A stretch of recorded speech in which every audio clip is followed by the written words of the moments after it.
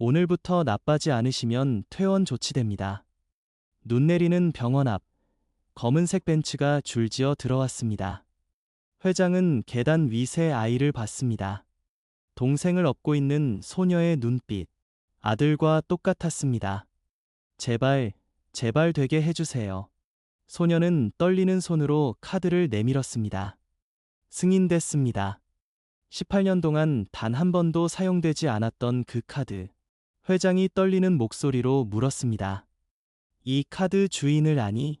과연 이들에게는 어떤 사연이 있는 걸까요? 시간을 거슬러 돌아갑니다. 서울 외곽의 작은 건설 현장이었습니다. 이내 건설. 지금은 누구나 아는 대기업이지만 그때만 해도 언제 망해도 이상하지 않은 작은 건설사였죠. 회사 사장 강인혜. 그날도 현장을 돌고 있었습니다.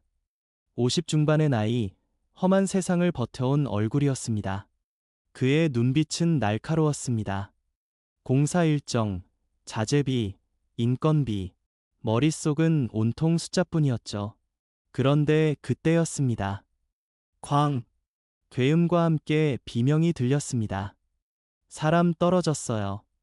현장 노동자 한 명이 2층 높이에서 추락한 겁니다. 안전 난간도 없었고 안전모조차 제대로 쓰지 않은 상태였습니다. 사람들이 우르르 몰려들었습니다. 쓰러진 노동자는 다리를 부여잡고 신음하고 있었습니다. 피가 바닥에 번지고 있었죠. 강인애도 그쪽으로 걸어갔습니다. 하지만 그의 시선은 쓰러진 사람이 아니라 멈춰버린 공사 현장을 향하고 있었습니다. 공사 며칠이나 밀리는 거야? 그가 옆에 있던 현장 소장에게 물었습니다. 최소 일주일은 걸릴 것 같습니다. 일주일. 공사 지연 이자가 얼마나 나오는지 알아? 강인애의 목소리는 차가웠습니다. 사람이 다쳤는데 그의 머릿속은 돈 계산뿐이었습니다. 그 순간이었습니다. 아버지. 현장 사무실 쪽에서 한 남자가 뛰어왔습니다. 30의 청년, 강태수였습니다. 강인애의 외아들이었죠. 태수는 쓰러진 노동자 옆에 무릎을 꿇고 앉았습니다. 괜찮으세요? 지금 구급차 불렀어요. 그리고 자신의 겉옷을 벗어 노동자의 다리를 감싸 주었습니다. 피가 옷에 스며들었지만 태수는 개의치 않았습니다. 강인애가 아들을 내려다보았습니다.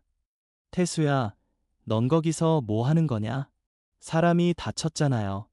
그건 현장 사람들이 처리할 일이야. 넌 사무실로 들어가. 아버지, 이게 말이 돼요? 사람 목숨이 그렇게 하찮은 거예요. 태수의 목소리가 떨렸습니다. 분노와 슬픔이 뒤섞인 목소리였죠. 주변이 조용해졌습니다. 현장 노동자들, 직원들이 모두 이쪽을 바라보고 있었습니다. 강인애의 얼굴이 굳었습니다. 너 지금 아버지한테 대드는 거냐? 대드는 게 아니에요.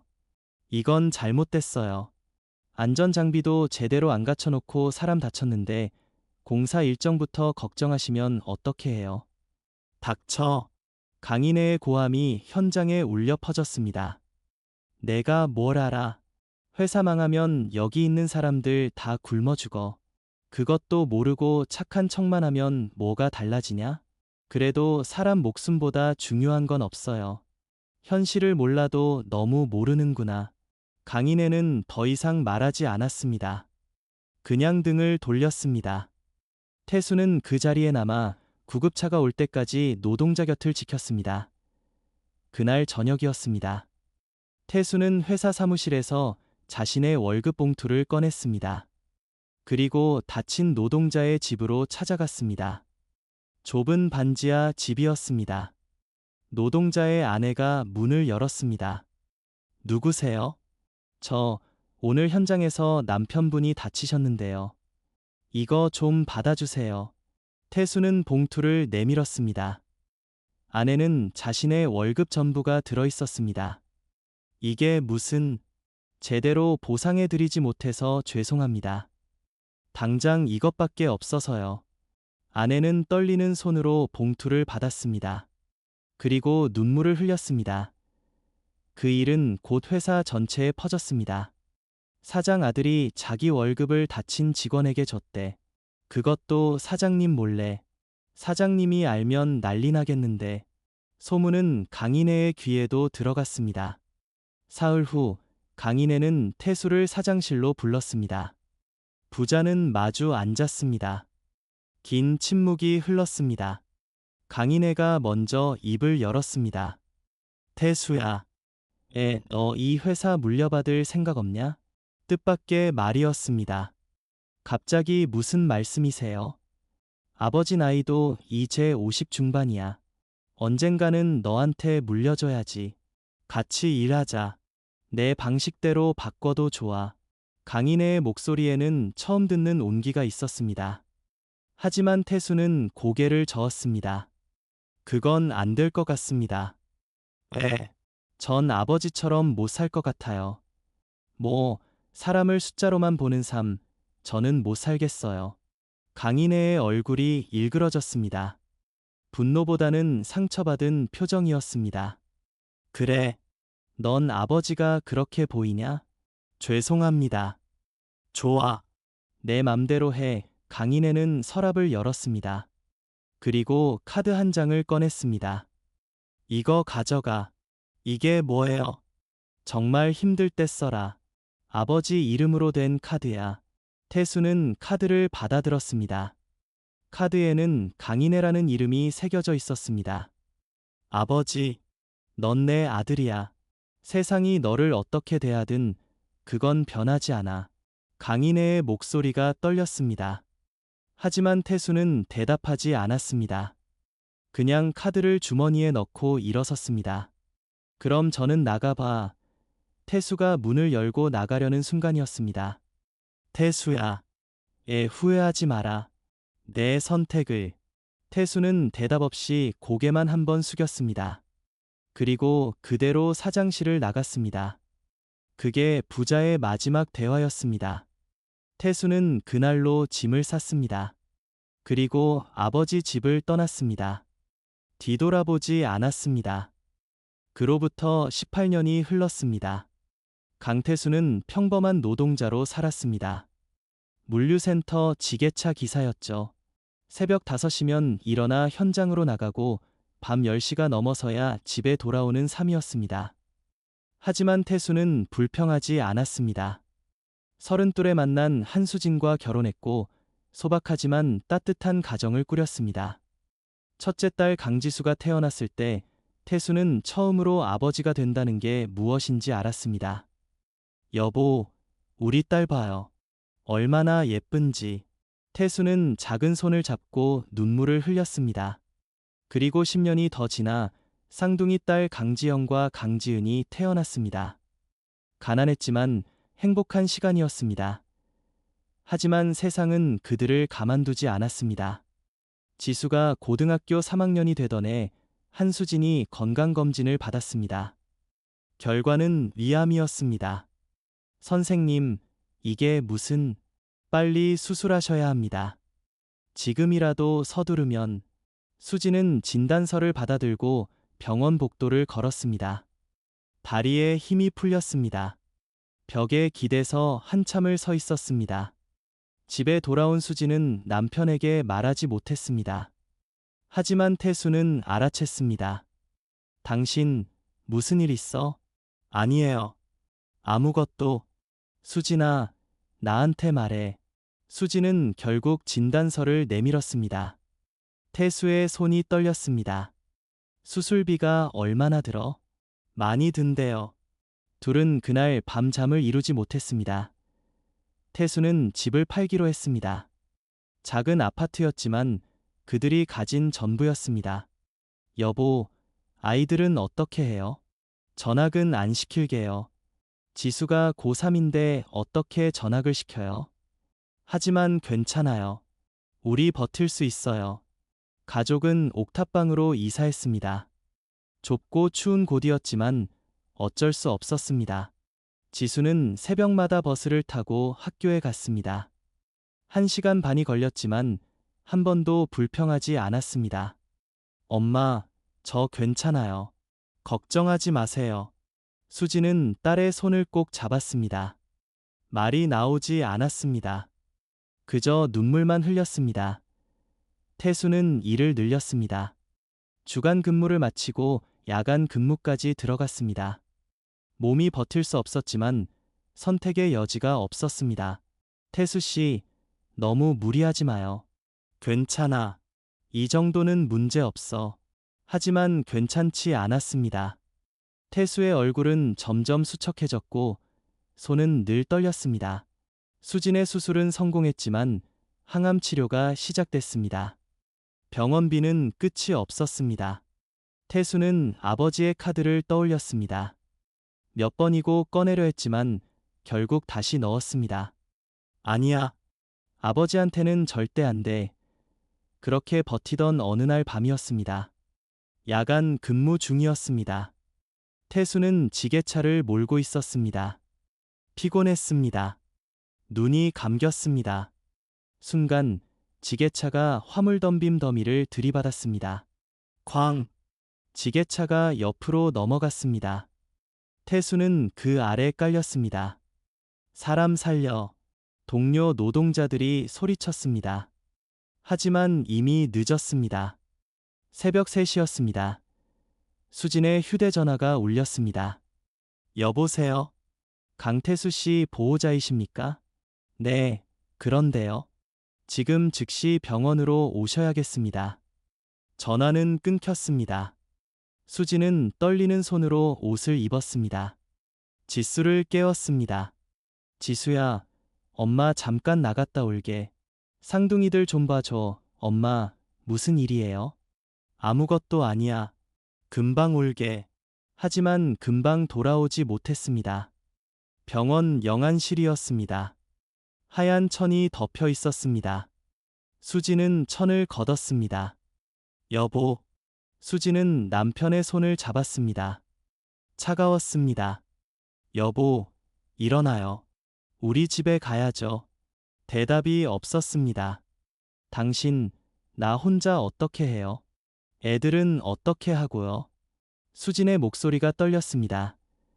장례식장은 텅 비어 있었습니다. 조문객이 없었습니다. 가족만의 빈소였습니다. 지수는 영정사진 앞에 앉아 있었습니다. 쌍둥이는 무슨 일인지 몰라 영정사진을 올려다보고만 있었습니다. 언니, 아빠 어디 갔어? 아빠 언제 와? 지수는 대답할 수 없었습니다. 그저 쌍둥이를 안아 줄 뿐이었습니다. 장례를 치르고 회사에 산재 신청했습니다. 하지만 회사 측 답변은 차갑기만 했습니다. 야간 근무 중 졸음, 운전은 본인 과실입니다. 그게 무슨 말씀이세요? 과로 때문에 증명할 수 있습니까? 억울하시면 소송하세요. 전화는 일방적으로 끊겼습니다. 수지는 전화기를 들고 한참을 서 있었습니다. 소송할 돈도 힘도 없었습니다. 남편의 유품을 정리했습니다. 낡은 지갑, 때 묻은 작업복, 그리고 카드. 수지는 카드를 집어들었습니다. 강인혜. 처음 보는 이름이었습니다. 이게 누구 카드지? 수지는 남편에게 물어본 적이 있었습니다. 시아버지가 있다는 것을요. 하지만 남편은 말하지 않았습니다. 그분과는 연이 끊어졌어요. 아이들한테도 말하지 마요.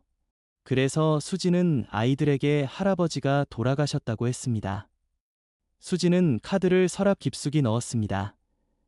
하지만 세상은 더 가혹했습니다. 병원비는 계속 쌓였습니다. 체납 통지서가 날아왔습니다. 납부하지 않으시면 퇴원 조치하겠습니다. 수지는 통지서를 구겨주었습니다. 어떻게 하지? 어떻게 해야 하지? 그날 밤 지수는 병실문 밖에서 멈춰 섰습니다. 엄마의 흐느끼는 소리가 들렸습니다. 병실 안에서 이불을 뒤집어 쓴 채 울고 있었습니다. 지수는 문을 열지 않았습니다. 그냥 복도 벤치에 앉아 고개를 숙였습니다. 내가 뭐라도 해야 하는데. 하지만 고등학생인 지수가 할 수 있는 건 아무것도 없었습니다. 시간은 흘렀고 상황은 나아지지 않았습니다. 그리고 마침내 그날이 왔습니다. 병원에서 최후 통보가 날아온 날이었습니다. 병원 원무과였습니다. 지수는 통지서를 손에 든 채 계단을 내려왔습니다. 오늘까지 납부하지 않으시면 퇴원 조치됩니다. 원무과 직원의 목소리는 차갑고 사무적이었습니다. 조금만 기다려주시면 안 될까요? 이미 2달째입니다. 더 이상은 어렵습니다. 제발이요. 엄마가 아직 치료 중이에요. 규정입니다. 죄송합니다. 지수는 더 이상 말하지 못했습니다. 그냥 고개를 숙이고 병원 밖으로 나왔습니다. 추운 바람이 얼굴을 때렸습니다. 12월 중순이었습니다. 하늘은 잔뜩 흐려 있었고 곧 눈이 내릴 것 같았습니다. 지수는 병원 계단에 주저앉았습니다. 손에 든 통지서가 바람에 펄럭였습니다. 어떻게 하지? 어쩌지? 눈물이 났습니다. 참으려 했지만 참을 수 없었습니다. 그때였습니다. 언니, 상둥이가 계단 위에서 내려오고 있었습니다. 지영이와 지은이었습니다. 언니, 괜찮아? 지수는 급히 눈물을 닦았습니다. 응, 괜찮아. 언니 울었어? 아니야. 바람이 불어서 그래. 지은이가 언니 옆에 앉았습니다. 언니, 배고파. 조금만 참아. 집에 가서 먹자. 엄마는 좀 더 병원에 계셔야 해. 지영이가 고개를 갸우뚱했습니다. 에, 엄마 아직도 아파? 응, 그러니까 우리가 잘해야 해. 지수는 상둥이의 손을 잡았습니다.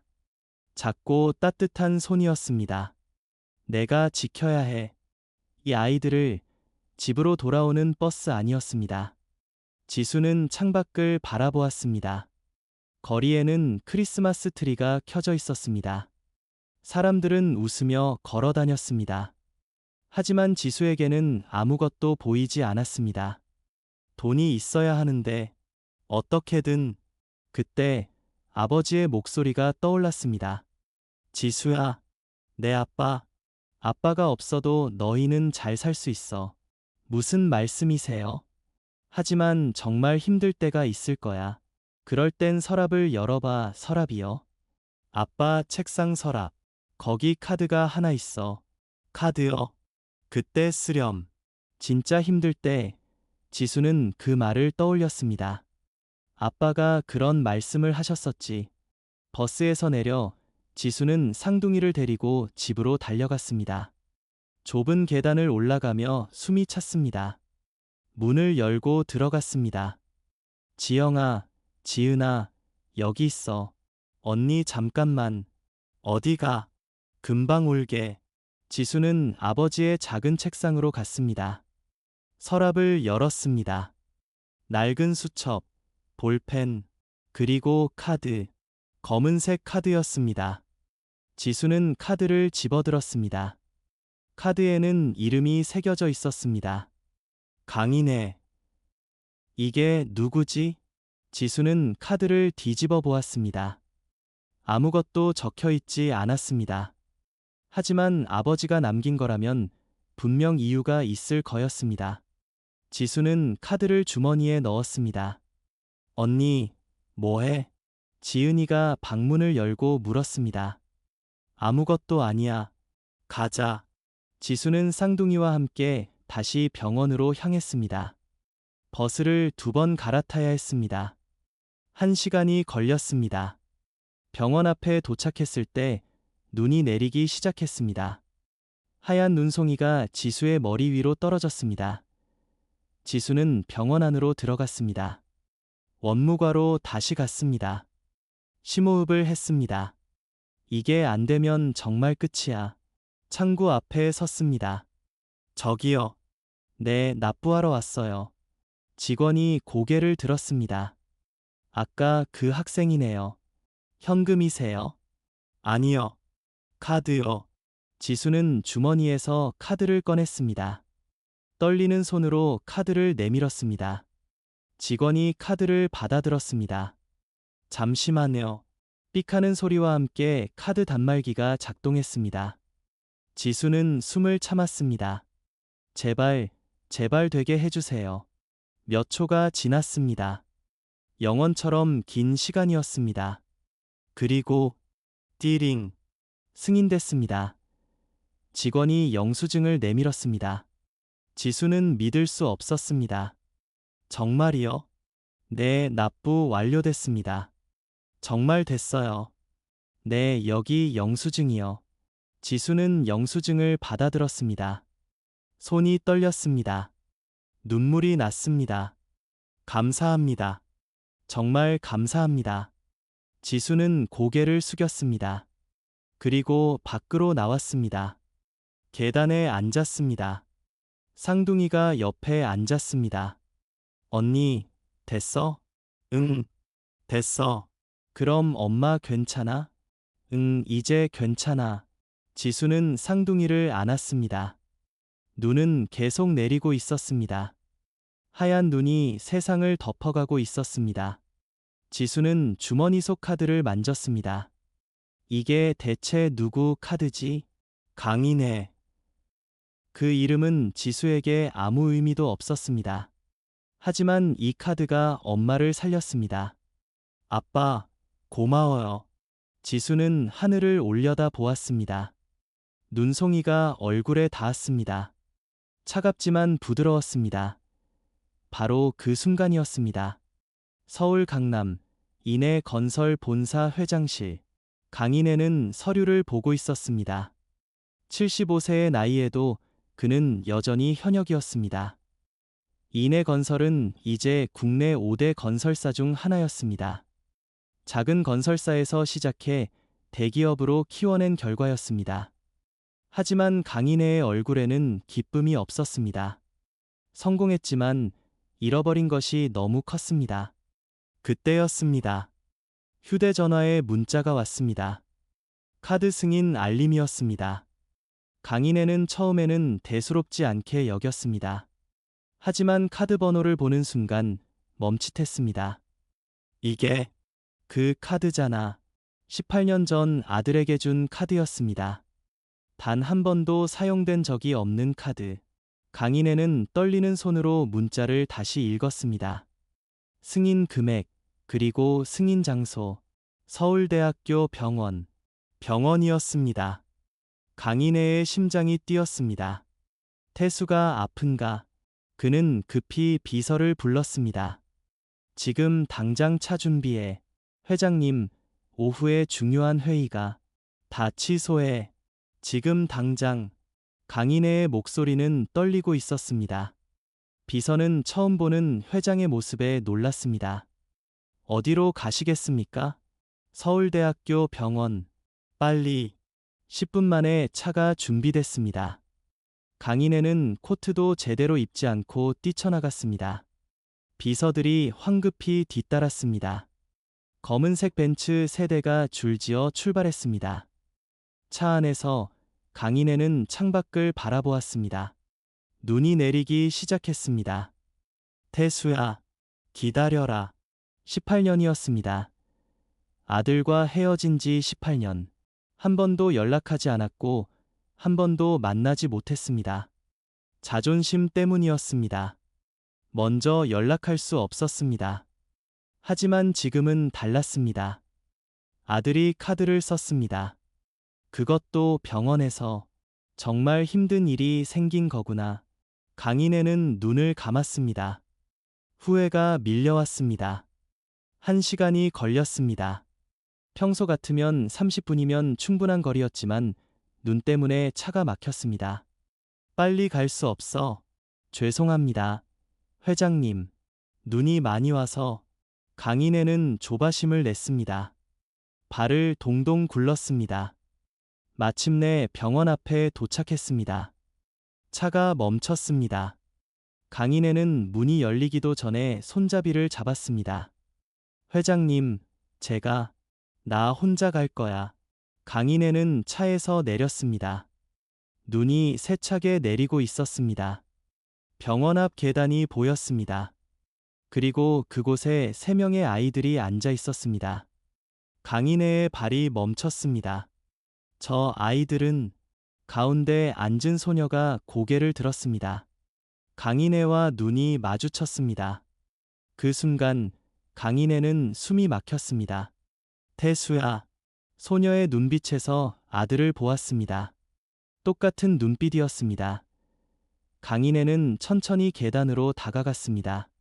사람들이 수군거렸습니다. 저 사람 누구야? 차 좀 봐. 엄청 유명한 사람인가 봐. 하지만 강인애는 듣지 못했습니다. 그저 계단 이 아이들만 보였습니다. 지수도 일어났습니다. 쌍둥이의 손을 잡고 있었습니다. 노인과 소녀는 그렇게 서로를 바라보았습니다. 눈은 계속 내렸습니다. 하얀 눈송이가 둘 사이에 내려앉았습니다. 시간이 멈춘 것 같았습니다. 강인애는 입을 열려 했습니다. 하지만 말이 나오지 않았습니다. 입술만 떨렸습니다. 강인애는 한 걸음 계단을 올랐습니다. 눈이 코트에 쌓였지만 신경 쓰지 않았습니다. 지수는 그 모습을 가만히 지켜보고 있었습니다. 저 사람 누구지? 낯선 노인이었습니다. 하지만 왠지 모를 느낌이 들었습니다. 강인애는 마침내 지수 앞에 섰습니다. 가까이서 보니 더 확실했습니다. 아들의 얼굴이었습니다. 너. 강인애의 목소리가 떨렸습니다. 누구세요? 지수가 물었습니다. 강인애는 대답하지 못했습니다. 그저 지수를 바라볼 뿐이었습니다. 쌍둥이가 언니 뒤로 숨었습니다. 언니, 저 할아버지 누구야? 몰라. 가만히 있어. 강인애는 무릎을 꿇었습니다. 눈 쌓인 계단 위에 그대로 무릎을 꿇었습니다. 뒤따라 비서들이 놀라 달려왔습니다. 회장님, 됐어. 물러서 있어. 강인애는 지수와 눈높이를 맞췄습니다. 너 이름이 뭐니? 왜요? 왜 그걸 물어보세요? 제발, 말해다오. 강인애의 눈에 눈물이 맺혔습니다. 지수는 당황했습니다. 저는 강지수예요. 강지수. 강인애는 그 이름을 되뇌었습니다. 아버지는? 아버지 이름은? 왜? 그걸 제발 말해다오. 지수는 주저했습니다. 하지만 노인의 눈빛을 보니 거짓말을 할 수 없었습니다. 우리 아버지는 강태수예요. 순간 강인애의 몸이 흔들렸습니다. 비서가 급히 부축했습니다.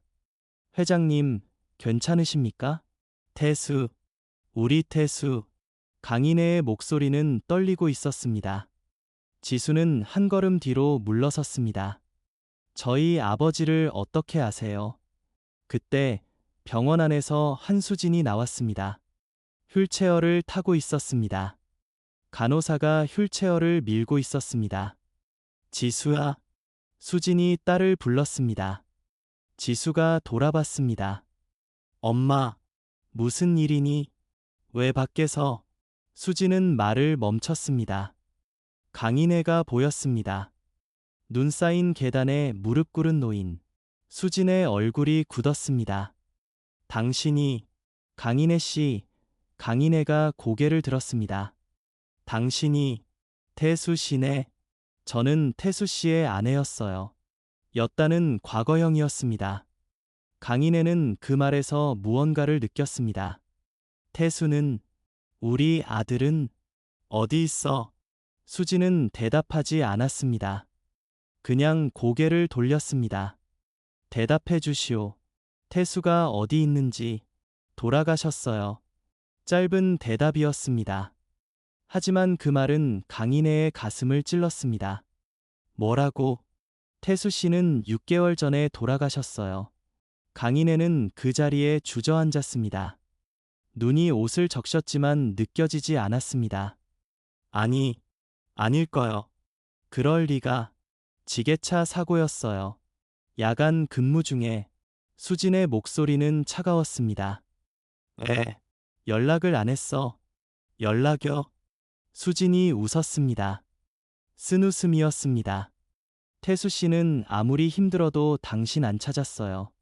그게 무슨, 당신이 준 카드도 끝내 안 썼어요. 죽을 때까지. 강인애는 말문이 막혔습니다.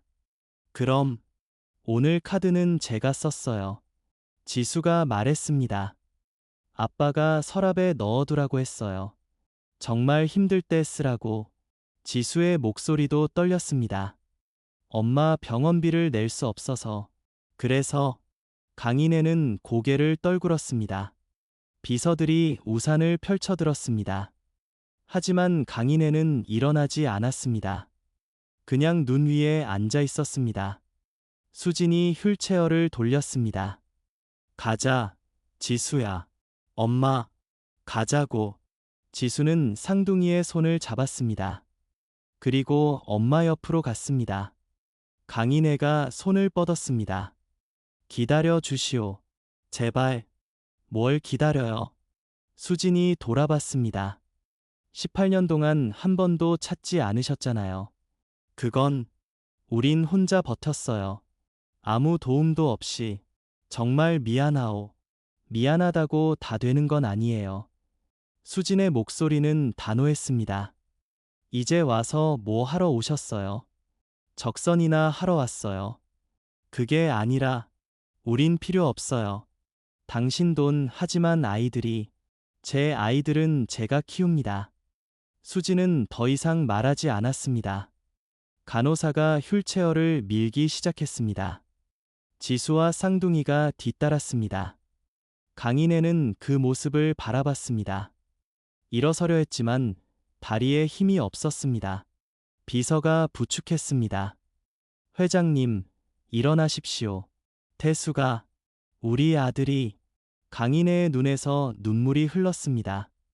75년을 살아오며 한 번도 남 앞에서 울지 않았던 사람이었습니다. 하지만 지금은 참을 수 없었습니다. 눈은 계속 내렸습니다. 병원 앞은 하얗게 변해가고 있었습니다. 병원 안에서 지수는 창문 너머 밖을 내다보고 있었습니다. 엄마, 저 할아버지, 신경 쓰지 마. 하지만 저러다가 감기 걸리겠어요. 상관없어. 수진의 목소리는 여전히 차가웠습니다. 하지만 그녀도 창밖을 보고 있었습니다. 눈 속에 앉아있는 노인을요. 이 사람이 태수 씨 아버지구나. 수진은 남편에게 들은 적이 있었습니다. 아버지와의 이야기를요. 하지만 남편은 끝까지 아버지를 찾지 않았습니다.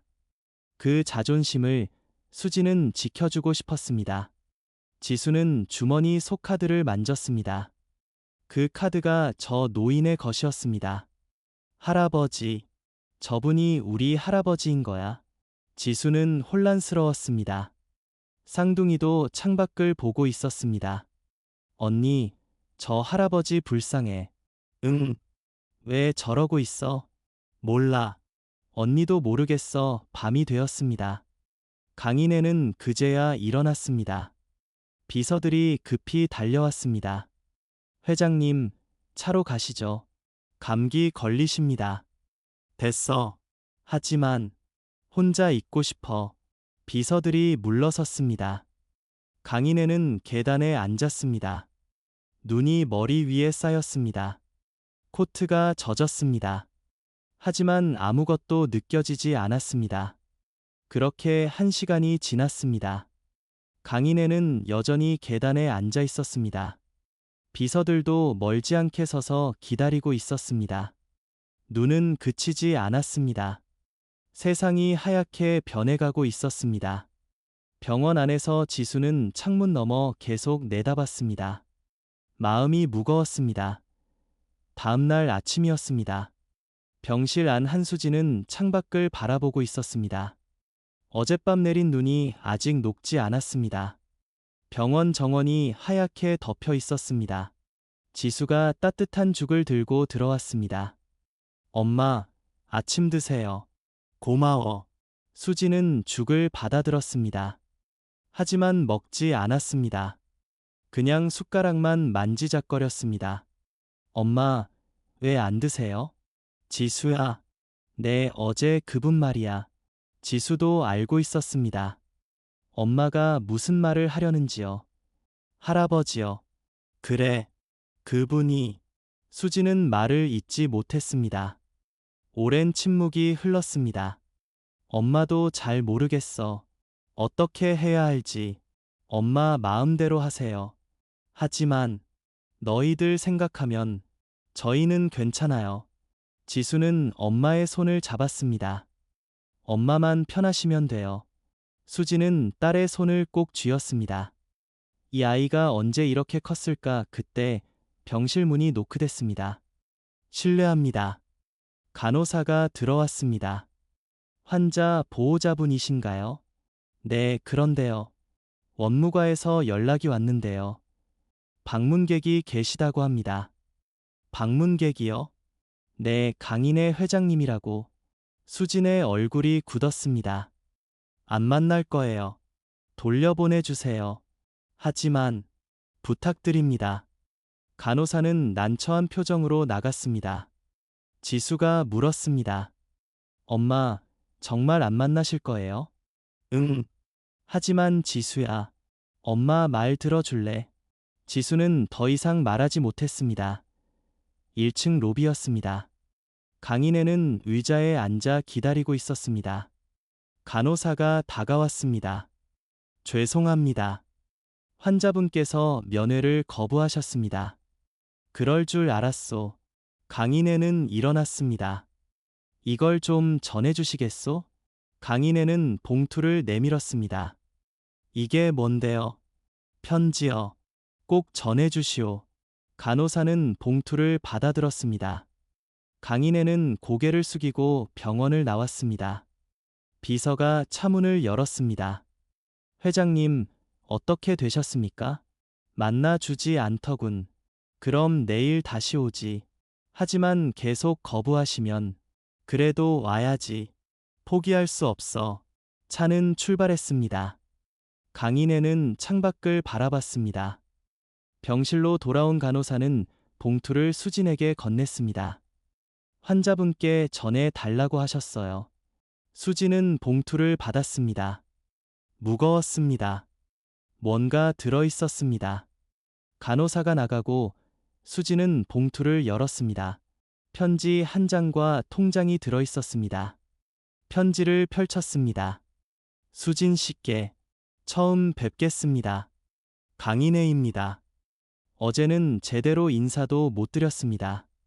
용서해 주십시오. 태수 이야기를 들었습니다. 제가 아버지로서 자격이 없었습니다. 아들이 힘들 때 곁에 없었습니다. 이제 와서 무슨 말을 해도 변명밖에 안 되겠지요. 하지만 손주들만은 제가 책임지고 싶습니다. 이 통장은 아이들 이름으로 만들었습니다. 부담 가지지 마십시오.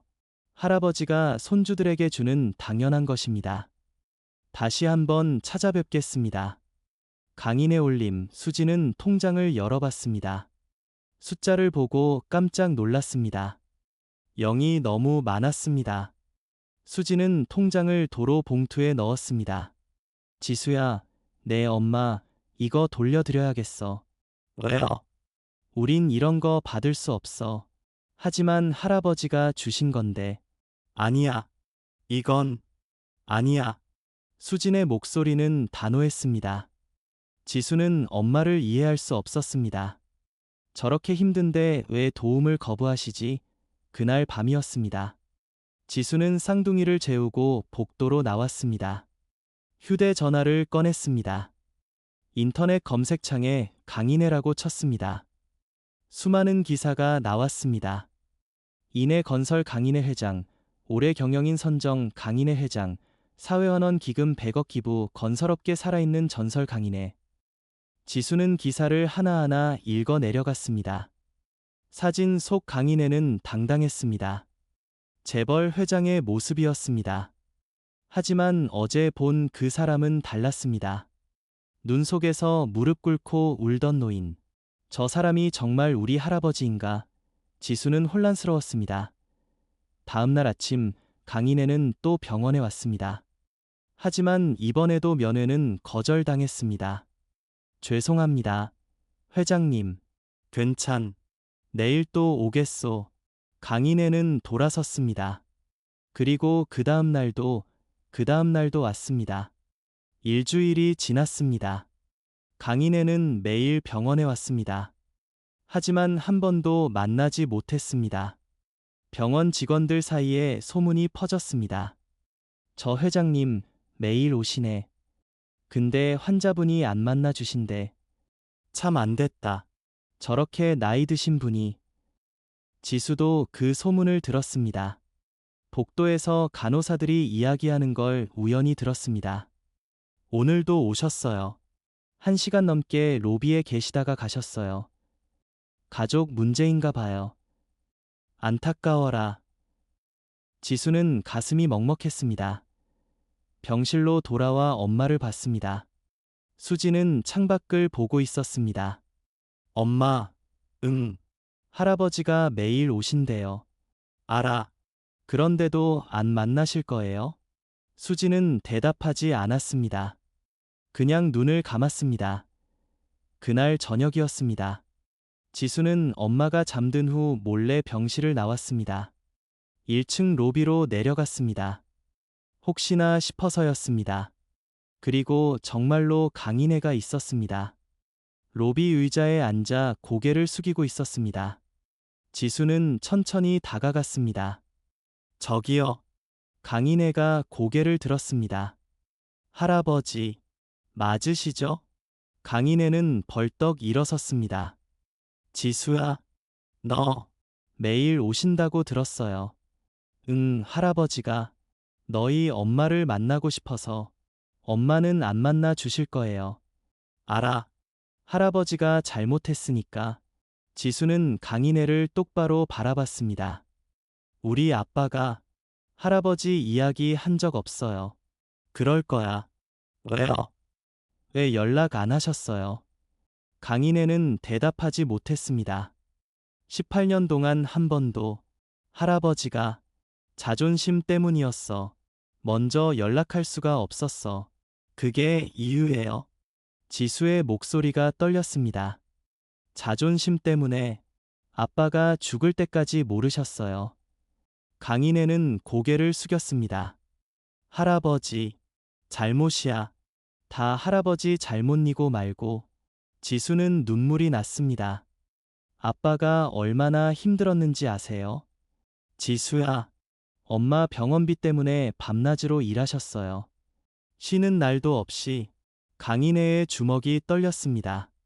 그러다 돌아가셨어요. 우리 때문에. 지수는 더 이상 말하지 못했습니다. 눈물이 멈추지 않았습니다. 강인애는 지수를 안아주고 싶었습니다. 하지만 그럴 자격이 없었습니다. 지수야, 할아버지가 늦었어. 정말 늦었어. 이제 와서 뭐 하러 오셨어요? 너희를 지켜주고 싶어? 필요 없어요. 지수는 눈물을 닦았습니다. 우린 지금까지 잘 살았어요. 앞으로도 그럴 거예요. 하지만 돌아가세요. 제발. 지수는 돌아섰습니다. 엘리베이터로 걸어갔습니다. 강인애는 그 뒷모습을 바라봤습니다. 작고 떨리는 어깨였습니다. 저 아이가 얼마나 많은 걸 짊어지고 있을까. 강인애는 주먹을 쥐었습니다. 포기할 수 없었습니다. 이번만큼은요. 이틀 후였습니다. 이내 건설 본사 회장실.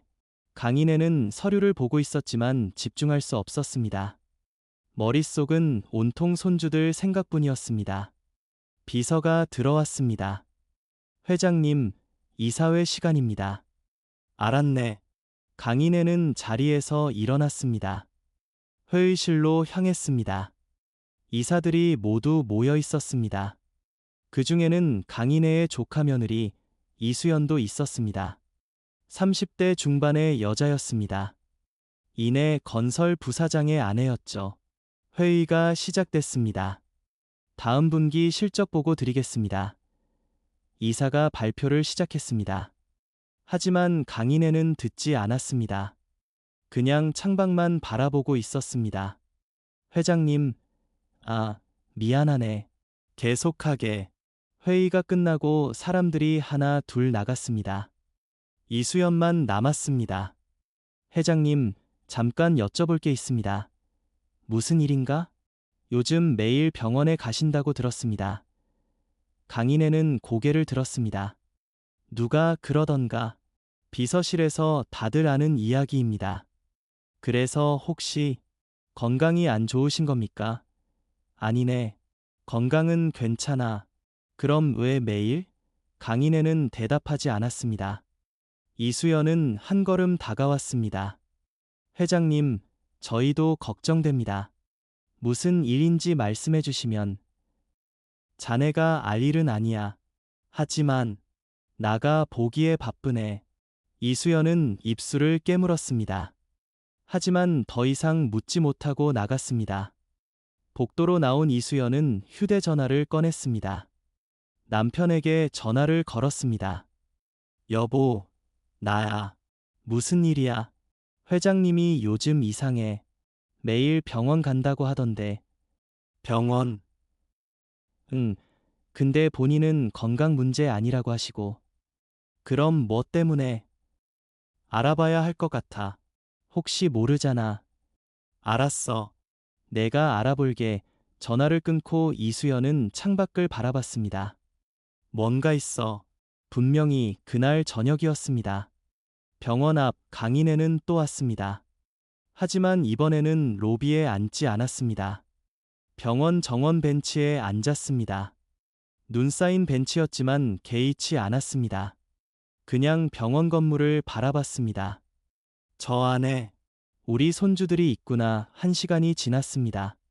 2시간이 지났습니다. 강인애는 움직이지 않았습니다. 그때 병원 출입구가 열렸습니다. 지수가 나왔습니다.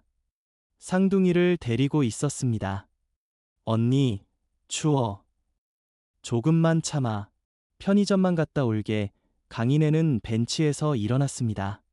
하지만 다가가지는 못했습니다. 그냥 멀리서 지켜봤습니다.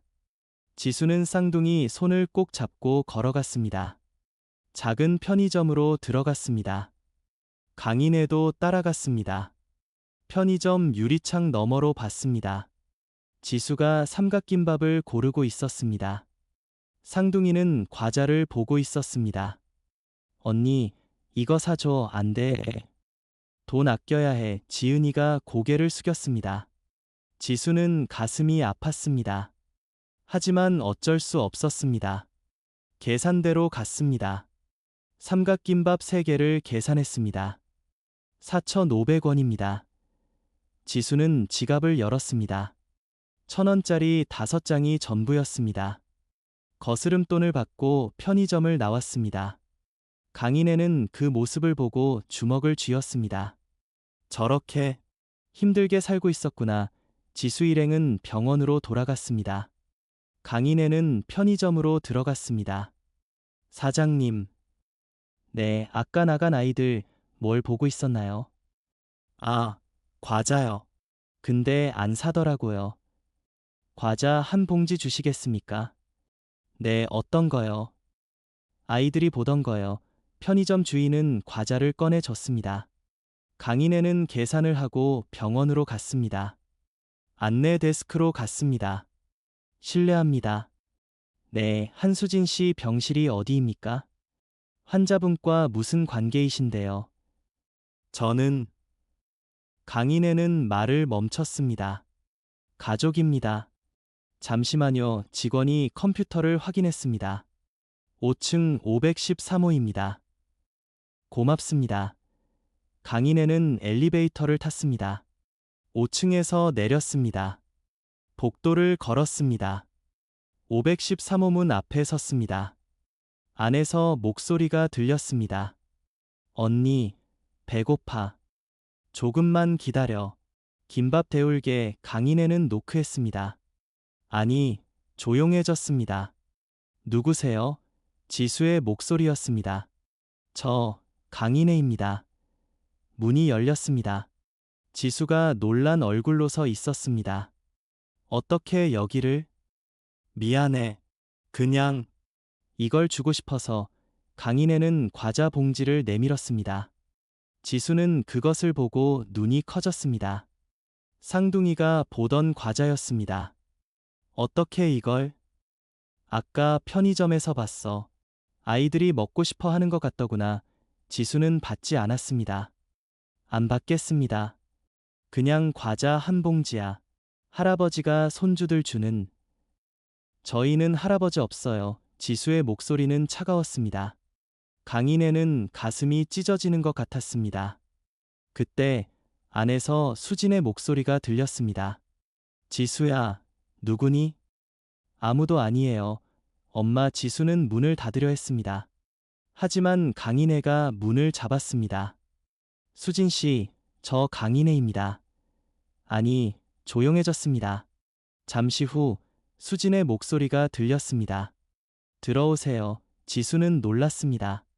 엄마, 괜찮아. 들어오라고 해. 지수는 어쩔 수 없이 문을 열었습니다. 강인애는 조심스럽게 병실로 들어갔습니다. 수진은 침대에 앉아 있었습니다. 많이 수척해 보였습니다. 앉으세요. 고맙습니다. 강인애는 의자에 앉았습니다. 쌍둥이는 엄마 뒤에 숨었습니다. 저 할아버지 누구야? 쌍둥이들아, 저분이 너희 할아버지시다. 할아버지? 지영이가 눈을 동그랗게 떴습니다. 할아버지, 안 돌아가셨어. 엄마가 잘못 알고 있었어. 수지는 쌍둥이를 안았습니다. 강인애는 그 모습을 보고 목이 메었습니다. 수진 씨, 회장님, 왜 매일 오셨어요? 당연하지 않습니까? 손주들인데. 18년 동안 한 번도 안 찾으시다가요. 강인애는 고개를 숙였습니다. 변명하지 않겠습니다. 제 잘못입니다.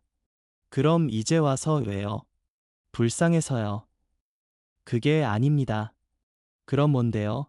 강인애는 지수를 바라봤습니다. 그리고 쌍둥이를 봤습니다.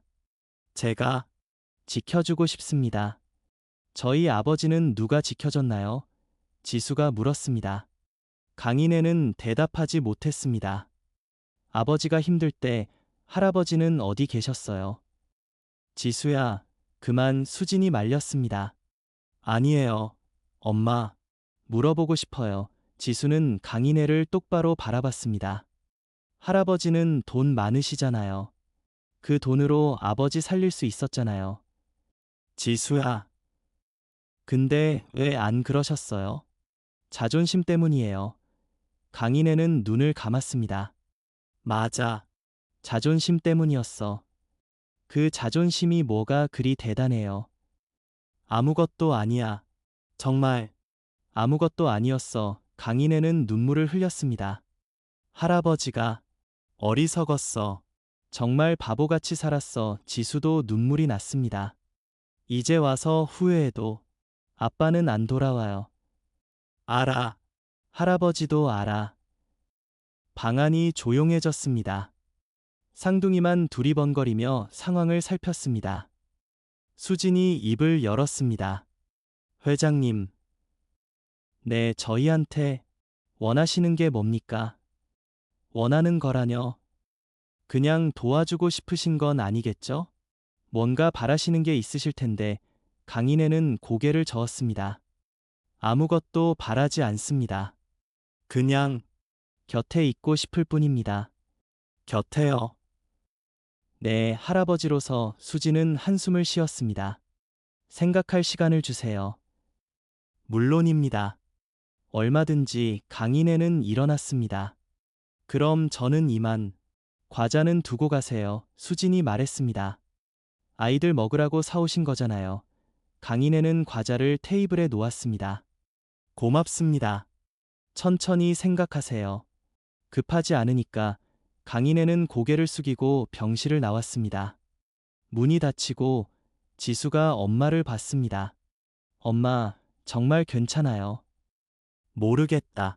엄마도 잘 모르겠어. 수지는 과자 봉지를 집어들었습니다. 하지만 접은 눈빛은 진심 같았어. 일주일이 지났습니다. 이내 건설 본사 임원 회의실이었습니다. 이수연은 남편과 마주 앉아 있었습니다. 알아봤어? 응. 회장님이 병원 가시는 이유, 남편이 서류를 내밀었습니다. 이수연은 서류를 펼쳤습니다.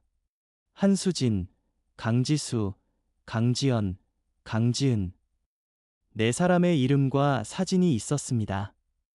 이 사람들이 누군데? 회장님 며느리하고 손녀들이래. 뭐?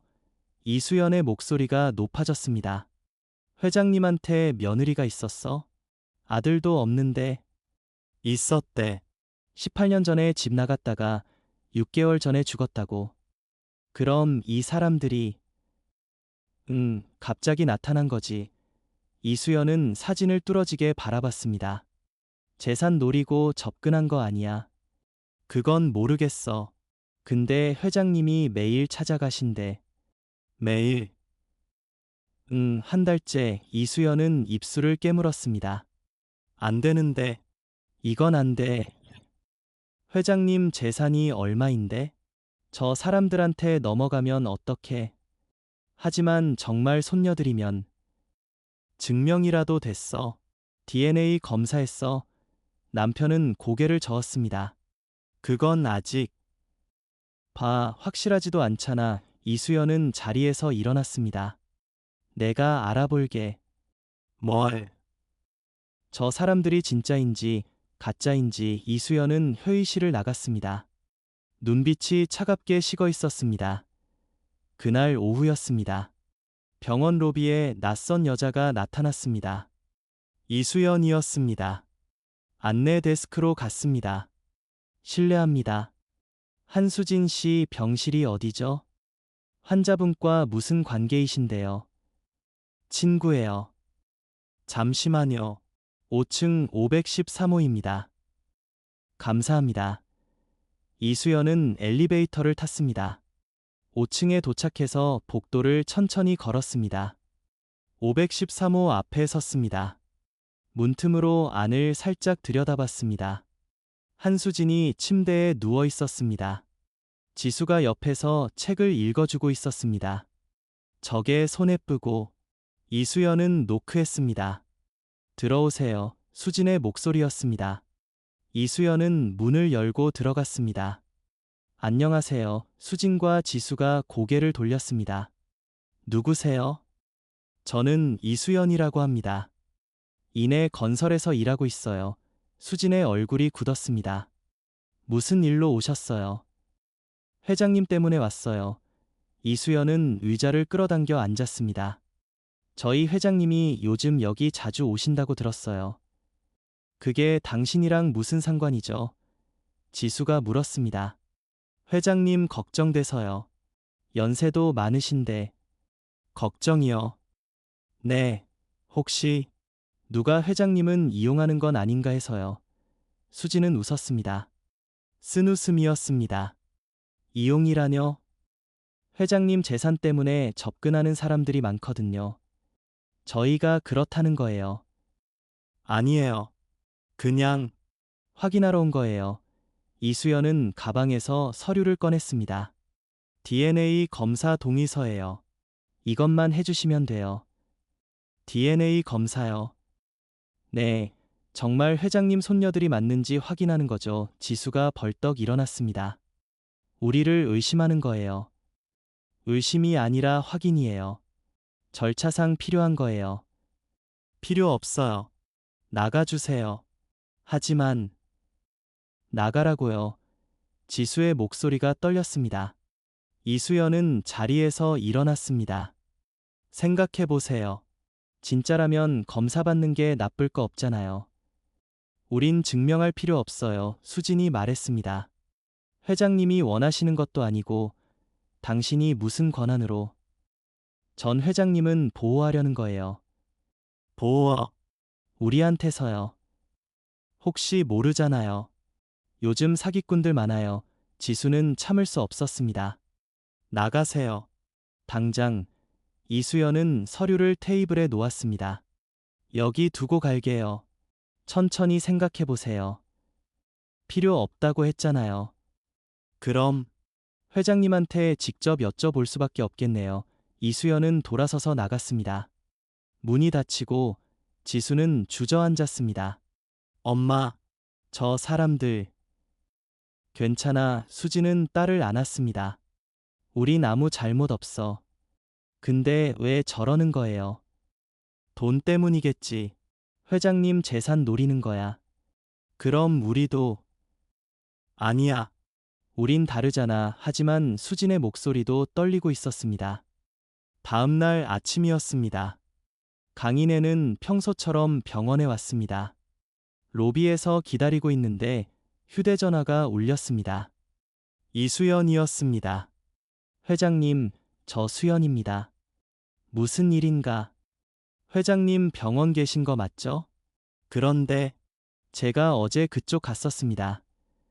강인애의 얼굴이 굳었습니다. 뭐? DNA 검사 동의서 드리고 왔어요. 자네가 무슨 권한으로?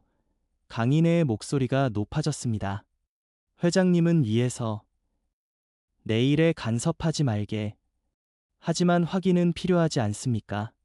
그건 내가 알아서 할 일이야. 강인애는 전화를 끊어버렸습니다. 주먹을 쥐었습니다. 비서를 불렀습니다. 지금 당장 법무팀 연락해. 무슨 일이십니까? 이수연 씨 앞으로 경고장 보내. 다시는 내 손주들 근처에 얼씬도 못하게. 알겠습니다.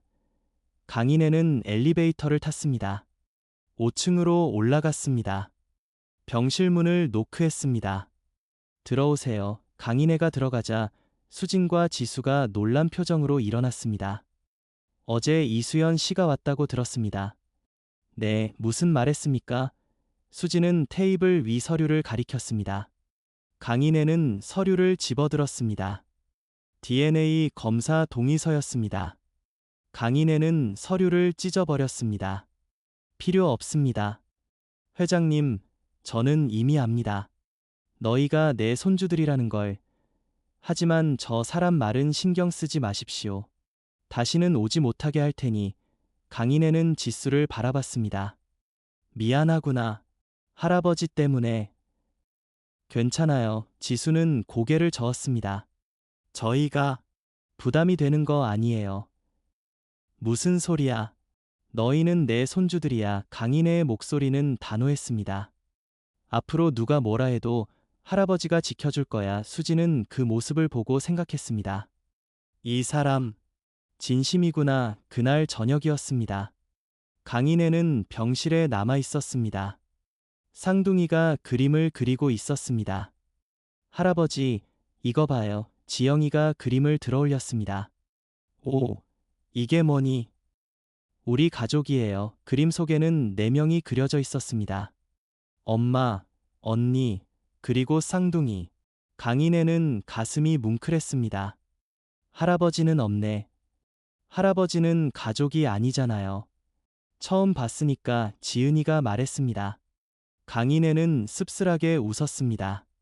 그럼 할아버지도 그려줄래? 정말요? 응, 할아버지도 가족이니까. 지영이가 크레용을 들었습니다. 그림 옆에 할아버지를 그렸습니다.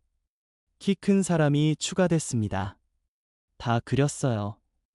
고맙구나. 강인애는 그림을 받아들었습니다. 수진이 그 모습을 보고 있었습니다. 저 사람 외로웠겠구나. 밤이 깊어갔습니다. 상둥이는 잠들었습니다. 지수는 복도로 나가 공부를 했습니다. 강인애도 조용히 병실을 나왔습니다. 지수야. 네, 공부 중이었구나. 방해했니? 아니에요. 지수는 책을 덮었습니다. 강인애가 옆에 앉았습니다. 할아버지가 물어봐도 되겠니? 뭐요? 내 꿈이 뭐니? 지수는 잠시 생각했습니다. 꿈이요. 그런 거 생각해 본 적 없어요. 없다니. 네, 그냥 엄마랑 동생들이랑 잘 살면 됐어요. 강인애는 가슴이 아팠습니다. 하고 싶은 거 없니? 되고 싶은 것도. 글쎄요. 지수는 잠시 망설였습니다. 선생님이요. 선생님. 네, 아이들 가르치는 거요. 상둥이들 공부 봐주는 게 재밌어서요. 좋은 꿈이구나. 근데 대학을 가야 하잖아요. 돈도 많이 들고 할아버지가 도와줄게. 됐어요. 지수는 고개를 저었습니다. 저 혼자 할 수 있어요. 하지만 할아버지한테 의지하고 싶지 않아요. 지수의 목소리는 단호했습니다. 우린 지금까지 혼자 살았어요. 앞으로도 그럴 거예요. 강인애는 아무 말도 하지 못했습니다. 그저 고개만 끄덕였습니다. 알겠어. 내 마음대로 해. 고마워요. 하지만 정말 힘들 때는 할아버지한테 말해다오. 지수는 대답하지 않았습니다. 그냥 책을 다시 펼쳤습니다. 다음 날 오전이었습니다. 수진이 퇴원 허가를 받았습니다. 축하드립니다. 많이 좋아지셨어요. 의사가 웃으며 말했습니다. 항암 치료는 계속 받으셔야 하지만 집에서 지내셔도 됩니다. 정말요? 네, 일주일에 한 번씩만 오시면 돼요. 수지는 기뻤습니다. 드디어 집으로 돌아갈 수 있었습니다. 지수에게 전화했습니다. 지수야, 엄마 퇴원한대. 정말요? 엄마, 응, 오늘 집에 갈 수 있어. 제가 금방 갈게요. 전화를 끊고 수지는 짐을 쌌습니다. 많지 않았습니다. 옷 몇 벌과 세면 도구뿐이었습니다. 그때 병실 문이 열렸습니다. 강인애였습니다. 퇴원 소식 들었습니다. 네, 오늘 나가요. 집까지 차로 모셔다 드리겠습니다. 괜찮아요. 버스 타고 갈 수 있어요. 하지만 정말 괜찮아요. 수지는 가방을 들었습니다. 강인애가 가방을 받아들었습니다. 이것만은 제가 들겠습니다. 수지는 더 이상 거절하지 않았습니다. 두 사람은 복도를 걸었습니다. 엘리베이터를 기다리는 동안 강인애가 말했습니다. 수진 씨, 네, 제가 집을 하나 구했습니다. 집이요? 네, 병원 근처에요. 치료받기 편하시라고. 수지는 고개를 저었습니다. 안 받겠어요. 하지만 옥탑방은 추운데 그래도 우리 집이에요. 아이들 생각해 보세요. 아이들은 제가 생각해요. 엘리베이터가 도착했습니다. 두 사람은 탔습니다. 침묵이 흘렀습니다. 1층에 도착했습니다. 로비로 나왔을 때 지수와 쌍둥이가 기다리고 있었습니다. 엄마, 쌍둥이가 달려왔습니다. 수지는 아이들을 안았습니다. 엄마, 이제 집에 가는 거야? 응, 우리 집으로. 강인애는 그 모습을 멀리서 지켜봤습니다. 지수가 강인애를 봤습니다. 할아버지, 가방 제가 들게요. 아니야. 할아버지가 들고 갈게. 어디까지요? 집까지. 괜찮아요. 저희 혼자. 지수야. 수진이 딸을 불렀습니다. 할아버지가 도와주신다는데 고맙다고 해. 지수는 놀랐습니다. 엄마, 괜찮아. 가방 하나 들어주시는 건데. 일행은 병원 밖으로 나왔습니다. 차가 대기하고 있었습니다. 타십시오. 비서가 문을 열었습니다. 하지만 수지는 멈춰섰습니다. 회장님, 네, 한 가지만 약속해 주세요. 무엇이든 말씀하세요. 저희 삶에 너무 깊이 들어오지 마세요. 강인애는 고개를 끄덕였습니다. 알겠습니다. 그리고 아이들한테 돈으로 해결하려 하지 마세요. 명심하겠습니다. 수지는 차에 올랐습니다. 아이들도 따라탔습니다. 차는 출발했습니다. 창밖 풍경이 지나갔습니다. 쌍둥이는 신기한 듯 차 안을 둘러봤습니다. 언니, 이 차 엄청 크다. 조용히 해. 강인애는 운전기사에게 주소를 알려줬습니다. 옥탑방이 있는 곳이었습니다. 30분이 걸렸습니다. 좁은 골목 앞에서 차가 멈췄습니다. 여기서 내려주세요. 수진이 말했습니다. 안까지 모셔다 드리겠습니다. 여기서 괜찮아요. 차가 못 들어가요. 모두 차에서 내렸습니다. 강인애는 가방을 들고 골목 안으로 들어갔습니다. 좁고 가파른 계단이었습니다. 숨이 차지만 강인애는 멈추지 않았습니다. 드디어 옥탑방 앞에 도착했습니다. 문을 열고 들어갔습니다. 작은 방이었습니다. 방 2개에 부엌 하나. 강인애는 가방을 내려놓았습니다. 수진이 말했습니다. 우리한테 충분해요. 하지만 겨울에 춥지 않습니까? 괜찮아요. 버텨왔어요. 지수가 물을 따라왔습니다. 할아버지, 물 드세요. 고맙다. 강인애는 물을 마셨습니다. 방을 둘러봤습니다. 벽에는 달력이 붙어 있었습니다. 거기에 아이들 시험 날짜가 적혀 있었습니다. 작은 책상 위에는 교과서가 쌓여 있었습니다. 강인애는 일어났습니다. 그럼 저는 이만. 할아버지, 지영이가 불렀습니다. 네, 또 올 거예요. 강인애는 웃었습니다. 그럼, 할아버지 또 올게. 약속이에요. 응, 약속이야. 강인애는 문을 나섰습니다. 계단을 내려가며 뒤돌아봤습니다. 작은 불빛이 켜진 옥탑방이 보였습니다. 일주일이 지났습니다. 강인애는 약속대로 옥탑방을 찾았습니다. 손에는 과일 바구니가 들려 있었습니다. 계단을 올라가는데 숨이 찼습니다. 문을 두드렸습니다. 누구세요? 지수의 목소리였습니다. 할아버지야. 문이 열렸습니다. 지수가 놀란 표정으로 서 있었습니다. 정말 오셨네요. 약속했잖니? 강인애는 안으로 들어갔습니다. 쌍둥이가 숙제를 하고 있었습니다. 지영이가 달려왔습니다.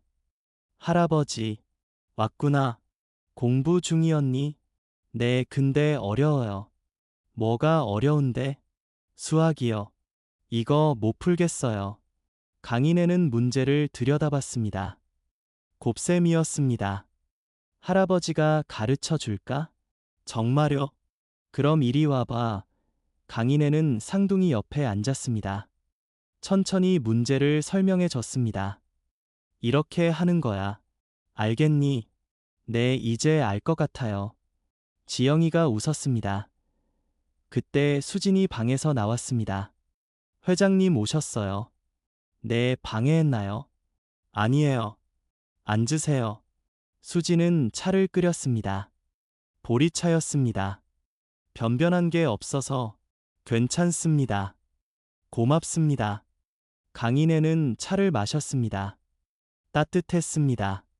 몸은 좀 어떠십니까? 많이 좋아졌어요. 덕분에 다행입니다. 둘은 잠시 침묵했습니다. 강인애가 먼저 입을 열었습니다. 수진 씨, 네, 제가 사과하고 싶습니다.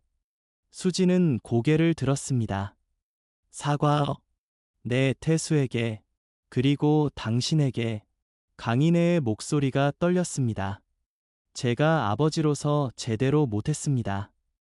회장님, 아들이 힘들 때 곁에 없었습니다. 자존심 때문에. 강인애는 눈을 감았습니다. 그 자존심이 뭐가 그리 중요했는지 이제는 모르겠습니다. 수지는 아무 말도 하지 못했습니다. 당신도 힘드셨을 텐데 혼자 아이들 키우시느라. 괜찮았어요. 아닙니다. 괜찮지 않았을 겁니다. 강인애는 수진을 바라봤습니다. 정말 고생 많으셨습니다. 수진의 눈에 눈물이 맺혔습니다. 누군가 알아주는 게 이렇게 고마울 줄 몰랐습니다. 회장님, 이제라도 제가 곁에 있으면 안 될까요? 무슨 말씀이세요? 할아버지로서요. 아이들 옆에 있고 싶습니다. 수진은 눈물을 닦았습니다. 아이들이 원한다면요. 정말입니까? 네, 단 조건이 있어요. 말씀하세요. 아이들 인생을 대신 살아주려 하지 마세요. 강인애는 고개를 끄덕였습니다. 알겠습니다. 그리고 돈으로 해결하려 하지 마세요. 명심하겠습니다. 마지막으로 수지는 잠시 망설였습니다. 태수 씨 이야기 가끔 들려주세요. 아이들한테. 강인애는 놀랐습니다. 제가요? 네, 아빠가 어떤 사람이었는지 아이들이 알아야 할 것 같아요.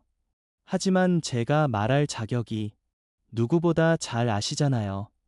태수 씨 어릴 때를 강인애는 고개를 숙였습니다. 감사합니다. 그 기회를 주셔서 그날 저녁이었습니다. 강인애는 저녁을 함께 했습니다. 라면이었습니다. 할아버지, 맛있어요? 지은이가 물었습니다. 정말 맛있구나. 우리 엄마가 끓인 거예요. 그래서 이렇게 맛있구나. 쌍둥이가 웃었습니다. 식사 후 설거지를 하려는데 강인애가 말했습니다. 제가 하겠습니다.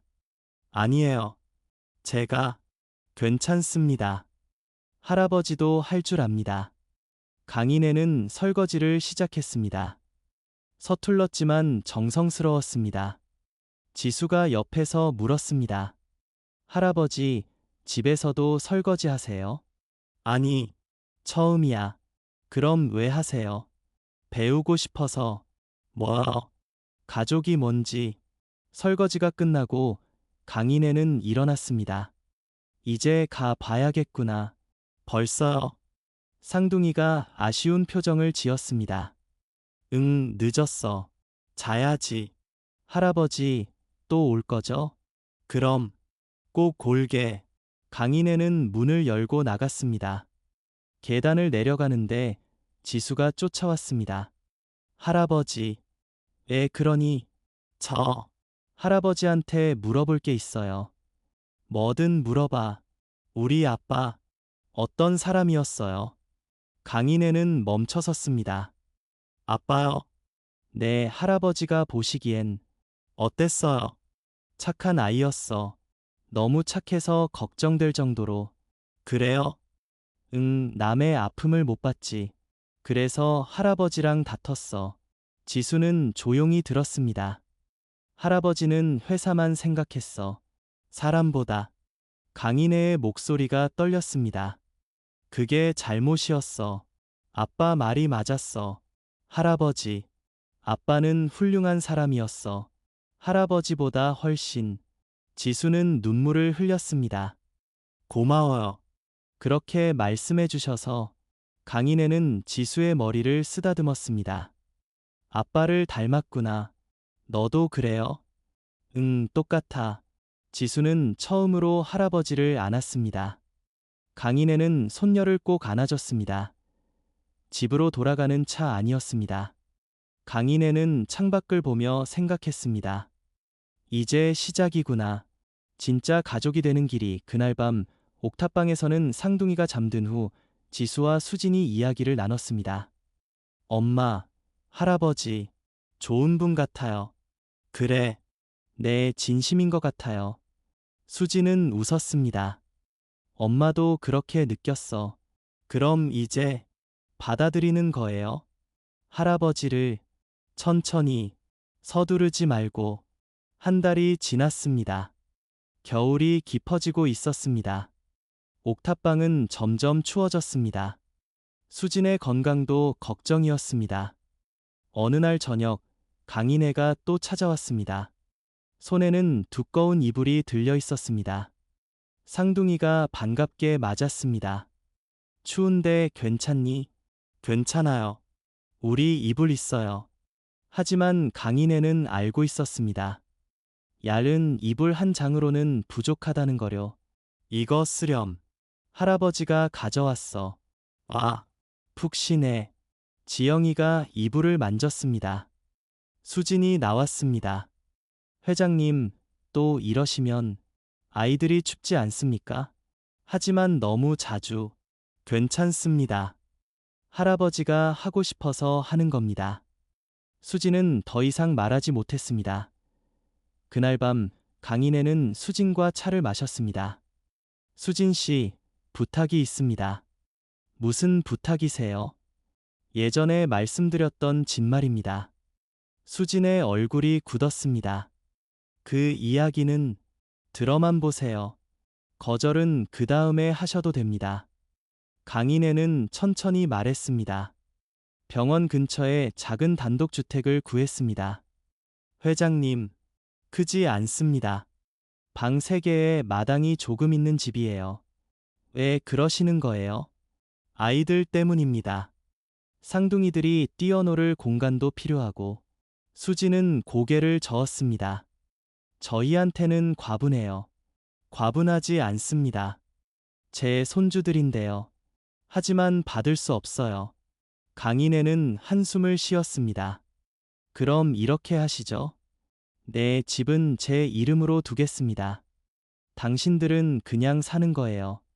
그게 무슨, 언제든 나갈 수 있습니다. 부담 없이 지내시다가 싫으면 나가시면 돼요. 수지는 망설였습니다. 정말, 그래도 되나요? 물론입니다. 한번 보러 가시겠습니까? 다음날 오후였습니다. 강인애의 차를 타고 집을 보러 갔습니다. 병원에서 10분 거리였습니다. 조용한 주택가였습니다.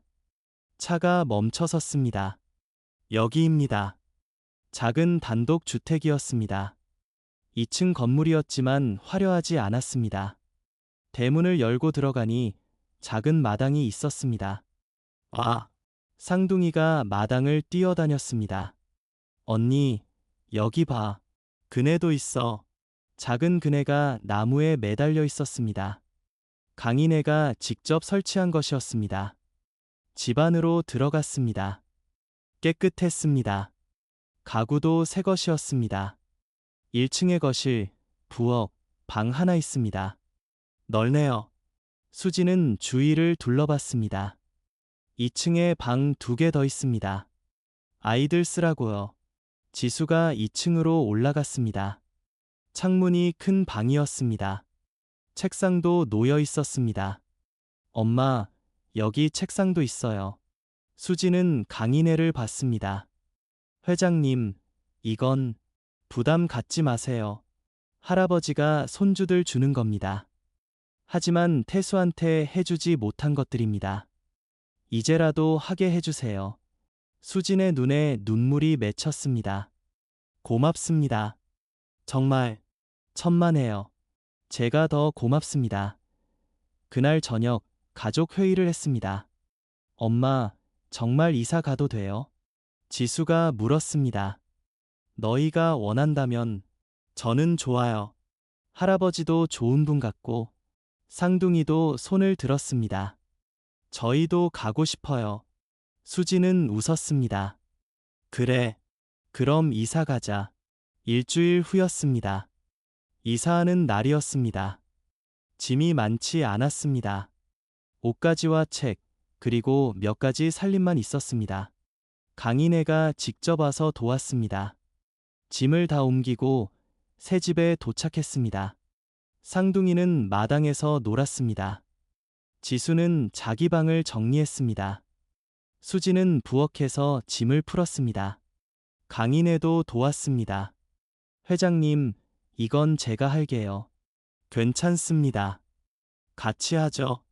함께 그릇을 정리하고 냄비를 놓았습니다. 저녁이 되었습니다. 수진이 저녁을 준비했습니다. 회장님도 드시고 가세요. 괜찮습니까? 가족인데, 강인애는 가슴이 따뜻해졌습니다. 식탁에 둘러앉았습니다. 강인애, 수진, 지수, 그리고 쌍둥이 5명이 함께였습니다. 할아버지, 이거 드세요. 지은이가 반찬을 건넸습니다. 고맙구나. 쌍둥이가 웃었습니다. 식사 후 강인애는 일어났습니다. 이제 가 봐야겠구나. 벌써요? 응, 너희 쉬어야지. 현관까지 나왔을 때 지수가 불렀습니다. 할아버지, 왜요? 그러니 지수는 주머니에서 카드를 꺼냈습니다. 아버지가 남긴 그 카드였습니다. 이거 돌려드릴게요. 왜? 이제 필요 없으니까요. 강인애는 고개를 저었습니다. 아니야. 그건 내 거야. 제 거? 응, 아빠가 너한테 남긴 거야. 하지만 언제든 힘들 때 써. 그게 아빠 마음이었어. 강인애는 카드를 도로 쥐어줬습니다. 그리고 이제는 할아버지도 있자니 지수는 카드를 꼭 쥐었습니다. 고마워요. 할아버지. 천만에. 우리 손녀. 강인애는 지수의 머리를 쓰다듬었습니다. 새집 거실에서는 네 식구가 둘러앉아 있었습니다. 엄마, 여기 정말 좋다. 그래, 우리 잘 살자. 엄마, 아빠도 좋아하실까? 쌍둥이가 물었습니다. 수지는 웃었습니다. 그럼, 아빠도 하늘에서 웃고 계실 거야. 그날 밤, 지수는 카드를 서랍에 넣었습니다. 아버지의 마음이 담긴 카드. 이제는 할아버지의 마음도 함께 담긴 카드였습니다. 가족의 의미를 배워가는 시간이었습니다. 돈이 아닌 마음으로, 권력이 아닌 시간으로 이어지는 가족. 그렇게 겨울은 지나가고 봄이 오고 있었습니다. 작은 집 마당에는 쌍둥이의 웃음소리가 가득했습니다. 그리고 그 웃음 속에 강인애도 함께 있었습니다. 진짜 가족이 된 사람들의 이야기였습니다. 눈이 녹고 새순이 트기 시작했습니다. 작은 집 마당에선 지영이와 지은이의 웃음소리가 봄바람에 실려 흘렀습니다. 강인애는 마당 구석에 간이 화단을 마련해 두었는데 수진과 함께 꽃묘종을 심었습니다. 회장님, 정말 이런 일도 하시네요. 수진이 부직갱이를 내려놓으며 말했습니다. 이제 회장님이라 부르지 말게. 할아버지라고 불러도 좋아. 강인애는 흙을 손으로 고루 펴며 답했어요. 수지는 잠시 망설이다 입을 열었습니다. 아버지, 강인애의 손이 멈췄습니다.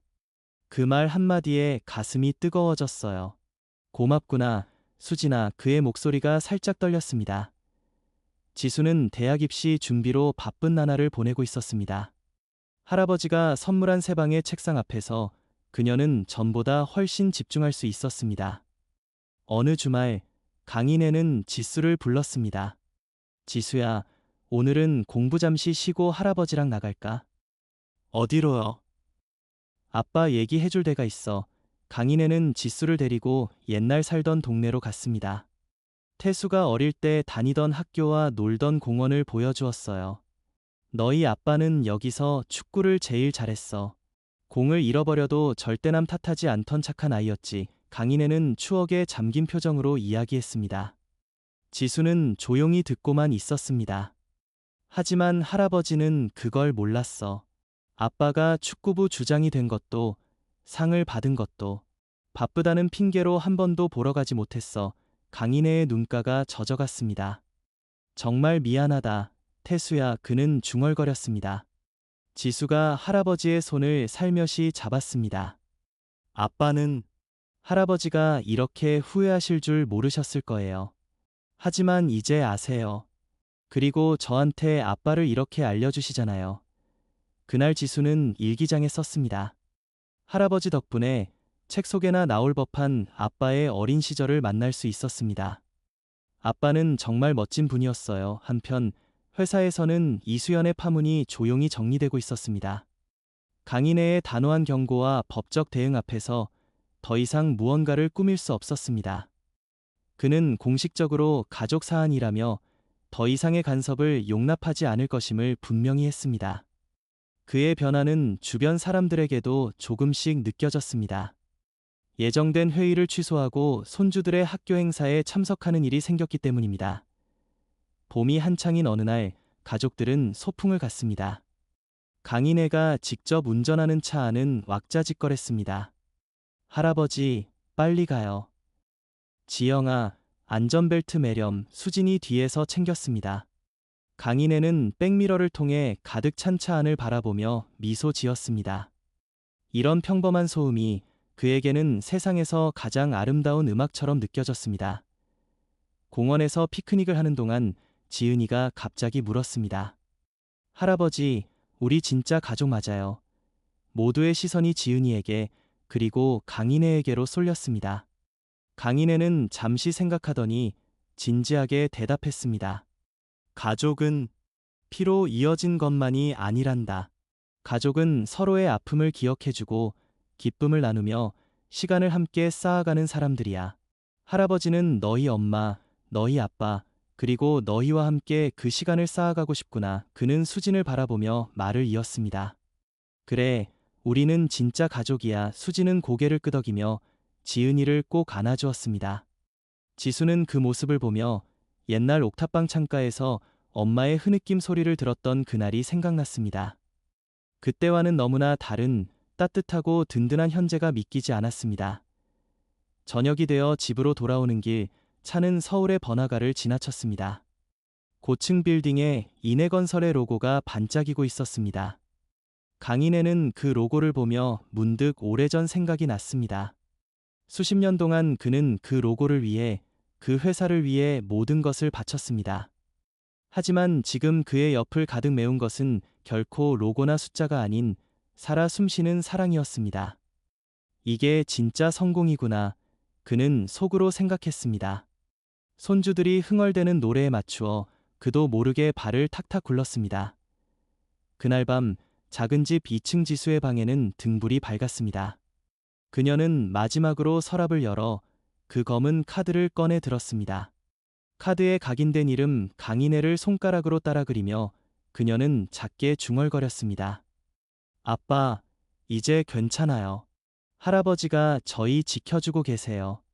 그리고 그녀는 창밖마당에서 아이들을 재우고 들어오는 엄마와 조용히 문을 닫아주는 할아버지의 모습을 보며 미소 지었습니다. 저희는 이제 정말 가족이 된 것 같아요. 카드를 다시 서랍에 넣으며 지수는 더 이상 그것이 비상금이나 후회의 증표가 아니라 가족의 시작을 알린 첫 번째 연결고리로 느껴졌습니다. 그 연결고리는 이제 눈물이 아니라 웃음으로, 추위가 아니라 따뜻함으로, 빈 공간이 아니라 서로의 마음으로 가득 채워져 있었습니다. 밖에서 봄밤 공기가 상쾌하게 흘러들어왔습니다. 마당에 심은 꽃봉오리가 조금씩 스스로의 꽃잎을 펼쳐갈 준비를 하고 있는 것 같았습니다. 모든 상처는 아물기 위해 시간이 필요했습니다. 하지만 그 시간을 함께 한다면 그 과정 자체가 소중한 추억이 될 수 있다는 것을 이제 그들은 모두 알게 되었습니다. 구독 멘트 300자인의 18년의 차가운 겨울을 지나 마음으로 맺은 인연이 따뜻한 봄날을 맞이했습니다. 진정한 가족은 혈연이 아닌 함께한 시간과 나눈 마음으로 만들어집니다. 늦었다고 생각할 때가 가장 빠른 때입니다. 지금 당신의 소중한 사람에게 마음의 문을 두드려 보는 건 어떨까요? 이 이야기가 마음에 드셨다면 구독과 좋아요로 다음 감동의 여정에도 함께 해주세요.